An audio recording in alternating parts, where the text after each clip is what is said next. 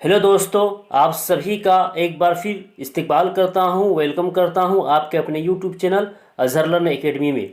दोस्तों, Jharkhand board class 10 Urdu के लिए ये सेशन लाया गया है ताकि झारखंड बोर्ड परीक्षा जो 2025 में होने वाला है उसमें आप ज़्यादा से ज़्यादा नंबर कैसे लाए, उसके लिए दोस्तों ये सेशन लाया गया है। तो आप सभी के लिए बहुत बड़ी खुशखबरी है। दोस्तों, इस क्लास में, इस सेशन में हम लोग बिल्कुल शुरुआत से चलेंगे, बिल्कुल शुरुआत से स्टार्ट करेंगे ताकि आपको है ना एकदम पूरी तरह से समझ में आ जाए। तो अभी तक जो नहीं जुड़े हैं दोस्तों, जल्दी से जुड़ जाइए और दोस्तों इस क्लास को ज़्यादा से ज़्यादा शेयर कर दीजिए, ठीक है। और अगर चैनल पर पहली बार आए हैं दोस्तों तो चैनल को सब्सक्राइब कर दीजिएगा, बेल आइकन को प्रेस कर दीजिएगा ताकि आने वाले हर एक वीडियो का नोटिफिकेशन आपको मिलता रहे। दोस्तों, आज ये पहला क्लास है और इस क्लास में हम लोग क्या पढ़ेंगे तो अफसाना भोला को पढ़ेंगे। अफसाना भोला का जो मुसन्निफ है, लेखक है, वो है राजेंद्र सिंह बेदी, ठीक है। तो सबसे पहले दोस्तों अफसाना किसे कहते हैं वो जानेंगे, उसके बाद अफसाना भोला क्या है, इसके किरदार कौन कौन है वो जानेंगे, और फिर राजेंद्र सिंह बेदी के बारे में हम लोग पढ़ेंगे, ठीक है। तो दोस्तों, आप लोग डेली इस क्लास को देखिएगा। उम्मीद करते हैं कि दोस्तों कि जो 2025 में बोर्ड का परीक्षा होने वाला है उसमें आप ज़्यादा से ज़्यादा नंबर ला सकते हैं, ठीक। तो आज के इस सेशन को शुरू करते हैं और आगे बढ़ते हैं। दोस्तों, सबसे पहले हम लोग जानेंगे अफसाना के बारे में कि अफसाना किसे कहते हैं और अफसाना से किस तरह सवाल पूछा जा सकता है या पूछा जाता है, ठीक है। तो अफसाना 20वीं सदी के आगाज़ की पैदावार है। कब की दोस्तों? तो याद रखिएगा, अफसाना 20वीं सदी के आगाज़ की पैदावार है। यही एक सवाल पूछा जाता है कि अफसाना की शुरुआत कब से है। तो दोस्तों याद रखिएगा वो 20वीं सदी है, ठीक। चलिए आगे बढ़ते हैं। आगे जानेंगे दोस्तों कि अफसाना उस कहानी को कहते हैं जिसमें ज़िंदगी की सच्चाइयों का बयान होता है। ये दोस्तों यहाँ से यहाँ पर क्या हो गया, अफसाना का डिफिनीशन हो गया, परिभाषा हो गया कि अफसाना उस कहानी को कहते हैं जिसमें ज़िंदगी की सच्चाइयों का बयान होता है। क्लियर यहाँ तक? नक्कादों ने अफसाने की मुख्तलिफ तारीफ़ें बयान की हैं। एक नक्काद ने कहा है कि अफसाना ऐसी नसरी तख्लीक है जो एक ही नशिस्त में पढ़ी जा सके। एक और नक्काद का कौल है कि अफसाने में बुनियादी चीज़ वहदत तासुर है। नक्कादों का यह भी कहना है कि अफसानों के किरदार हमारी ज़िंदगी और तजुर्बों से मुताबिकत रखते हो। यानी दोस्तों याद रखिएगा अफसाना की ज़रूरत क्यों पेश आया, ठीक है। तो सबसे पहले दोस्तों क्या चलता था, सबसे पहले दास्तान का रिवाज था, ठीक। दास्तान के बाद किसका, नाविल का रिवाज हुआ। यानी दास्तान दोस्तों है ना बहुत लंबे लंबे होते थे और आदमी के पास टाइम है ना उस समय होता था तो वो दास्तान पढ़ते थे। जैसे ही टाइम कम हुआ तो नाविल का रिवाज हुआ और नाविल पढ़ने लगे। फिर जब दोस्तों नाविल में भी क्या हुआ, टाइम ज़्यादा लगने लगा तो अफसाना का रिवाज हुआ, यानी अफसाना का चलन हुआ, यानी अफसाना चलने लगा, ठीक है। क्योंकि अफसाना बहुत ही कम वक्त में आप पढ़ सकते हैं, जल्दी पढ़ सकते हैं, इसलिए अफसाना का रिवाज बहुत ज़्यादा हो गया। तो वही यहाँ पर कहना है कि ना अफसाना किसे कहते हैं, तो कोई कह रहा है कि एक ही नशिस्त में यानी एक ही बैठक में हम उसको पढ़ सकते हैं, ठीक है। और इसकी सबसे बुनियादी जो खूबी वो क्या है, वहदत तासुर है। किसी ने कहा कि हमारी ज़िंदगी और तजुर्बों से मुताबिकत रखते हो, यानी जो हमारी ज़िंदगी है और हमारी जो डेली का रूटीन है उसी से दोस्तों वो क्या ताल्लुक़ रखने वाला हो, तभी क्या होता है अफसाना पढ़ने में अच्छा भी लगता है। ये था दोस्तों अफसाना का परिभाषा या अफसाना किसे कहते हैं उसके बारे में। आगे जानते हैं। अफसाना यानी कहानी इख्तिसार के साथ ज़िंदगी के किसी अहम गोशे को हमारे सामने पेश करता है। मुख्तसर होने की वजह से वाक़यात में झोल होने के अंदेशे भी कम होते हैं। अफसाना निगार का मुशाहिदा और इंसानी नफ्सियात का मुताला गहरा होता है। याद रखिएगा दोस्तों, नाविल और अफसाना में क्या फ़र्क है, ठीक है, वो जान लेते हैं थोड़ा। एक है नाविल और एक है दोस्तों अफसाना।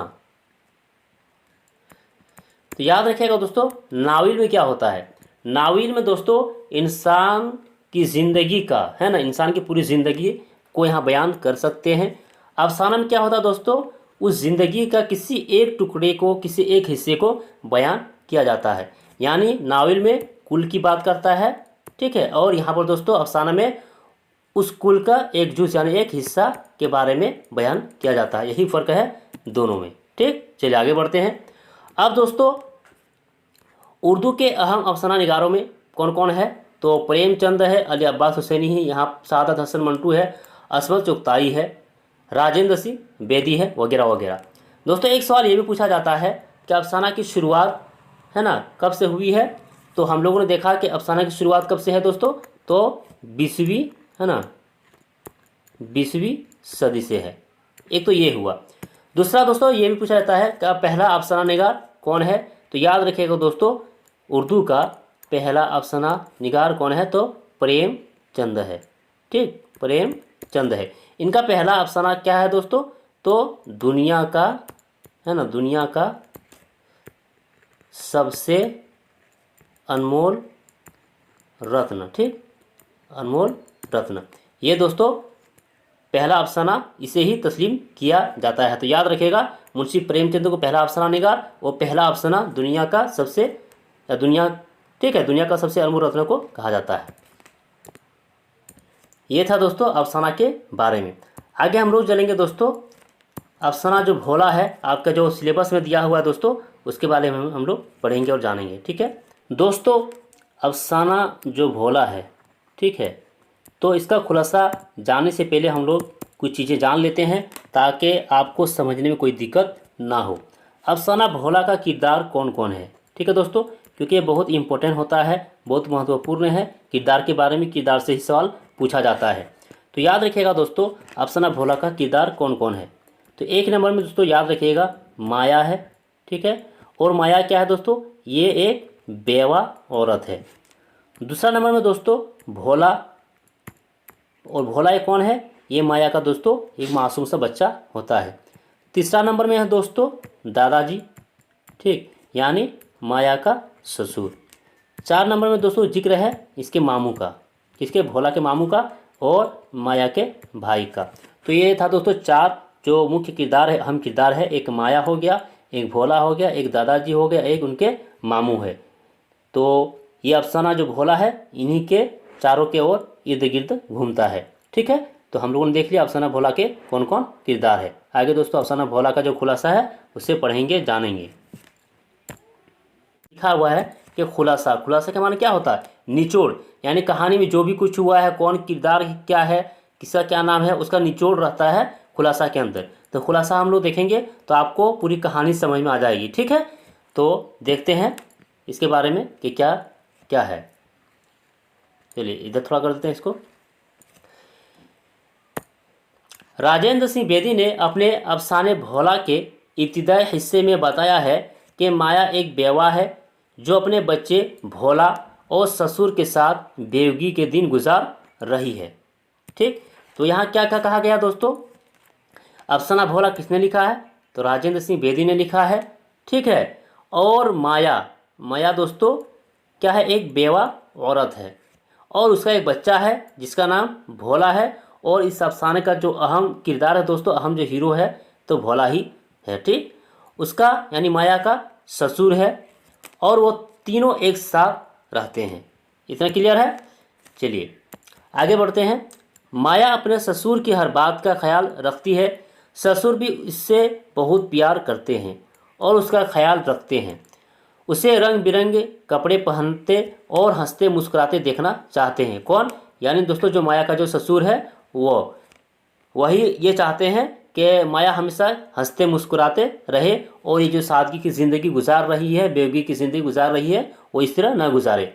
मगर माया समाज के डर से अपने ससुर की ख्वाहिश पूरी नहीं कर पाती, क्योंकि हमारे समाज में बेवाओं पर हर तरह की खुशियाँ बंद कर दी जाती हैं। ये बात सही है दोस्तों कि जो बेवा हो जाती है जो औरत है ना, उसे समाज अलग नज़र से देखता है। उसी समाज के डर की वजह से माया ज़्यादातर खामोश ही रहती है। भोला उसी बेवा माया का एक मासूम सा प्यारा सा बच्चा है। चलिए इतना क्लियर है, जो अपनी माँ और अपने दादा की आंखों का तारा है। यानी दोस्तों भोला जो है वो कौन है, भोला माया और उसका जो दादा है उन दोनों का बहुत ही चहेता होता है, क्योंकि उसके घर में एक ही बच्चा रहता है तो सब उसे प्यार करता है। वह भी उन दोनों से बहुत प्यार करता है। उसे कहानियाँ सुनने का बहुत शौक है। किसको दोस्तों, यानी भोला को कहानियाँ सुनने का बहुत शौक था। और शौक से वो क्या सुनता था ज़्यादातर, है ना, अपनी मम्मी से गीता की कहानियों का बहुत ज़्यादा शौकीन था। चलिए आगे बढ़ते हैं। एक दिन वह अपने दादा से दोपहर में कहानी सुनाने की फरमाइश करता है भोला। तो दादा उसे कहते हैं, दिन में कहानी सुनने से मुसाफिर रास्ता भूल जाते हैं, इसलिए दिन में नहीं सुनना चाहिए, रात में सुनाएंगे। लेकिन दोस्तों भोला क्या है, बहुत ज़्यादा जिद करता है, जिसकी वजह से उसका जो दादा है वो कहानी सुना देता है। अब क्या होता है आगे देखते हैं। और ये कहते हुए कहानी सुनाना शुरू कर देते हैं कि अब कोई मुसाफिर रास्ता खो बैठे तो उसके ज़िम्मेदार तुम होंगे। ये किसने कहा दोस्तों, यानी उसका जो दादा है, उसका दादा ने कहा कि दिन में कहानी नहीं सुनना चाहिए, ठीक है, लेकिन अगर कहानी हम सुना देते हैं तो और अगर कोई मुसाफिर रास्ता भूल जाता है तो इसका ज़िम्मेदार तुम होंगे। यानी कौन, यानी भोला, तुम खुद इसके ज़िम्मेदार होंगे। भोला ने कहा हमें सुनना है तो सुनना है, तो दादा ने भी सुनाने लगा। अब आगे देखते हैं क्या होता है। भोला ये कहानी सुन तो लेता है, मगर उसके चेहरे पर खुशी की कोई झलक दिखाई नहीं देती, क्योंकि अब उसके दिल में ये बैठ गया है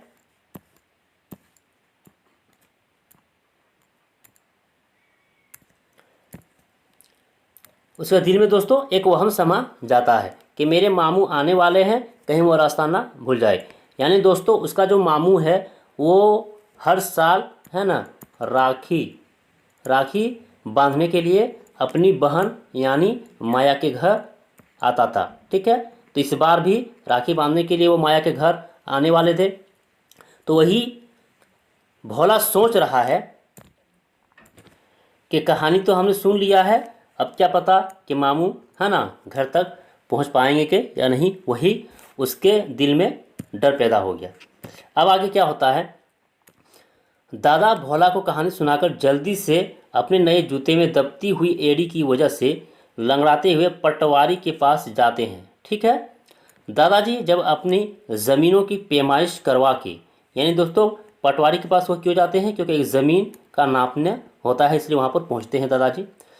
तो ज़मीन की पैमाइश करवा के वो वापस आ जाते हैं दादाजी। तो भोला उन्हें खेलता हुआ नज़र आता है, मगर खेलते हुए भी दरअसल वो अपने मामू की इंतज़ार कर रहा है। इसीलिए तो वो अपने दादाजी को चिढ़ाते हुए कहता है, मामू जी ऐसी मिठाई लाएंगे जो आपने ख्वाब में भी ना देखी होगी। ये किसने कहा, भोला ने अपने दादा को कहा।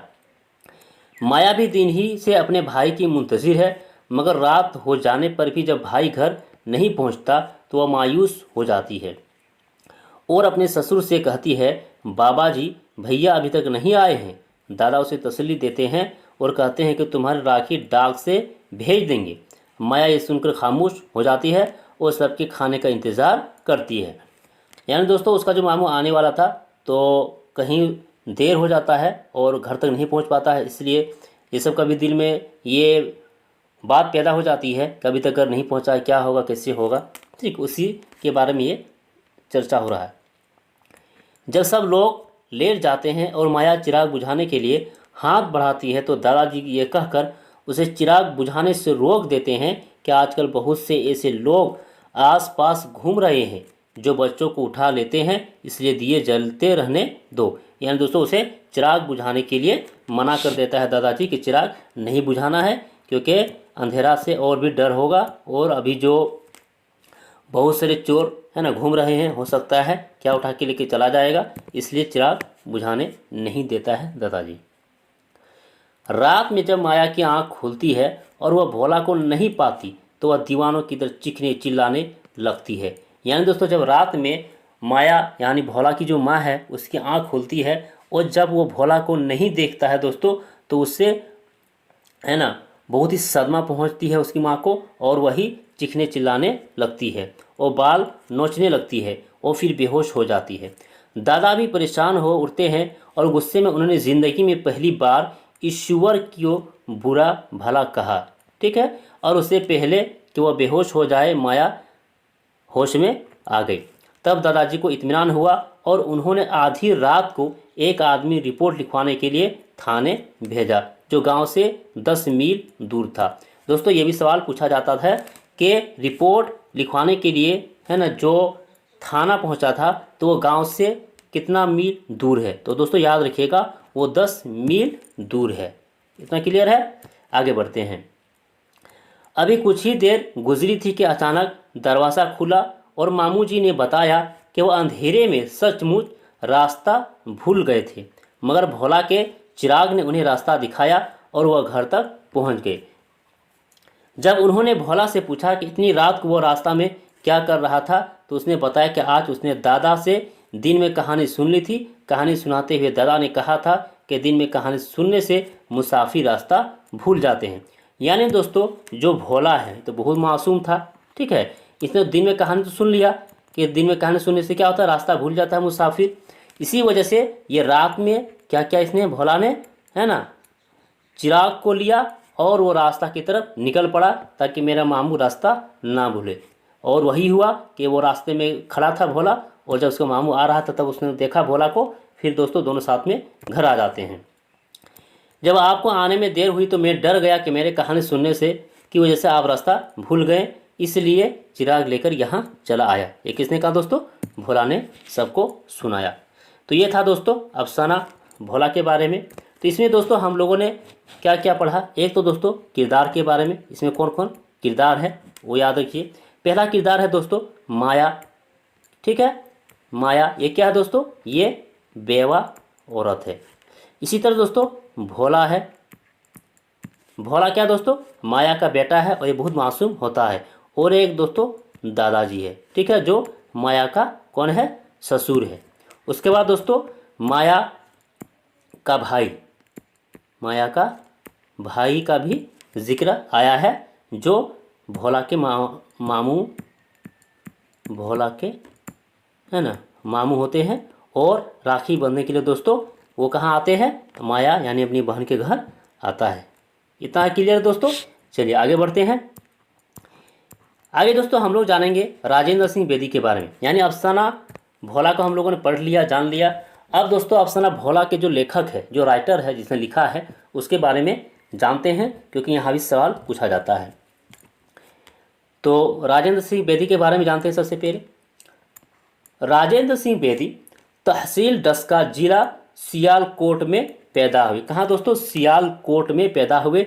यानी पहले दोस्तों सियालकोट ये पाकिस्तान का हिस्सा हुआ करता था, ठीक। तो सियालकोट पाकिस्तान में पैदा हुए। कौन? राजेंद्र सिंह बेदी। और कब पैदा हुए दोस्तों? तो याद रखिएगा 1915 में पैदा हुए सियालकोट में। और 1984 में दोस्तों इनका इंतकाल हुआ। और इंतकाल कहाँ होता है दोस्तों? तो याद रखिएगा मुंबई में दोस्तों इनका इंतकाल होता है। क्लियर? चलिए आगे बढ़ते हैं। इब्तिदाई तालीम के बाद लाहौर आ गए। कौन? यानी राजेंद्र सिंह बेदी। 1932 में तालिबे इल्मी के ज़माने में अंग्रेज़ी, उर्दू और पंजाबी में नज़में और कहानियाँ लिखने लगे थे। चलिए आगे देखते हैं। कुछ मुद्दत बाद पोस्ट ऑफिस लाहौर में क्लर्क हो गए। कौन? यानी राजेंद्र सिंह बेदी। 1943 में डाक खाने की मुलाजिमत से इस्तीफ़ा होकर मरकज़ी हुकूमत के, है ना, पब्लिसिटी डिपार्टमेंट में काम किया। और इसके बाद ऑल इंडिया रेडियो में बहैसियत स्टाफ आर्टिस्ट काम करने लगे। 1948 में जम्मू रेडियो स्टेशन के डायरेक्टर बनाए गए, लेकिन एक ही साल में इस्तीफ़ा देकर मुंबई चले गए। और यहाँ पर दोस्तों इन्होंने आकर कई फिल्मों को लिखा भी था। इनके अफसानों के 6 मजमूए शाये हुए। कितने मजमूए दोस्तों? तो याद रखिएगा टोटल 6 मजमूए शाये हुए। क्या क्या है? एक है दाना व दवाम। यहाँ पर दोस्तों 1945 दिया हुआ, कहीं कहीं पर आपको 1939 लिखा रहता है, ठीक है, तो इसे याद रखिएगा। तो दाना व दवाम। उसके बाद ग्रहण 1942 में, कोख जली 1949 में, अपने दुख मुझे दे दो 1965 में, हाथ हमारे कलम हुए 1947 में, मुक्ति बुद्ध 1982 में दोस्तों, है ना, मंजर आम हुआ। उसके बाद दोस्तों ड्रामों के 2 मजमूए हैं। ए बेजान चीज़ें 1943 में शाये हुआ और एक सात खेल जो 1946 में शाये हुआ।